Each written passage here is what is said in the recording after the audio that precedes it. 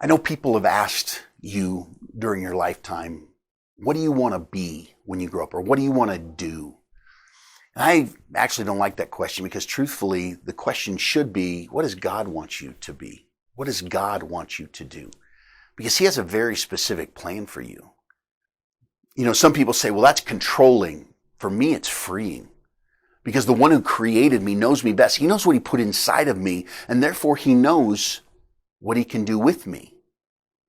And I want to encourage you that once we come to Christ, that's a spiritual term that just means when we recognize that we need Jesus and we give our life to him, once we come to him, our next prayer should be, God, I'm thankful that you saved me. I'm thankful that I'm not going to have to pay the penalty for my sin. I'm thankful that heaven is my home. But on top of that, I don't just want to come to you. God, I want to be like you.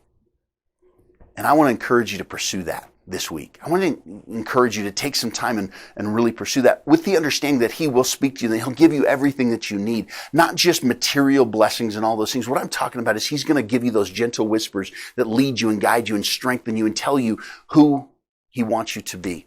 James chapter 1 verse 5 says this, that if you lack wisdom, that you can ask of God who gives it freely to all people. So basically, if you're facing a circumstance or you're facing a situation, you can just say, God, I don't know what to do. And we all face those things. But don't try and figure it out on your own.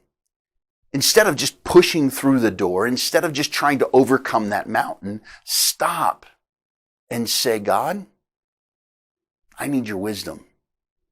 That's part of this journey that we're on, is we get wisdom and he leads us and guides us, molds us, shapes us. But there's more to it than that as well. I want to point this out to you, that it's not just wisdom for our circumstances so that we can do better, but I've learned this personal introspection thing where I basically want to rip open my heart and say, God, show me what you see, because I want to be like you. I want to honor you. I want to glorify you.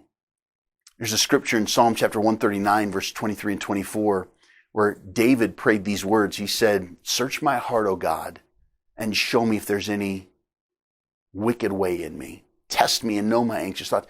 Basically, he prayed a very dangerous prayer. He said, God, I want to know what you see when you look at me. I don't just want to know what I see when I look in the mirror, what other people see when they look at me. I want to encourage you to pray that prayer. Search my heart, O God. Who do you want me to be? How do you want me to live? How do you want me to behave? And what he's going to do is he might point out some things in your life that might be uncomfortable, but he also will give you the strength to help overcome. So for me, he had to help me overcome anger. But it started by him pointing it out and say, Sean, I know the world says that you're allowed to be angry, but that's not who I want you to be.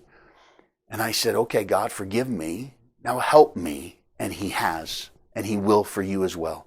Search my heart, oh God, show me if there's any wicked way in me.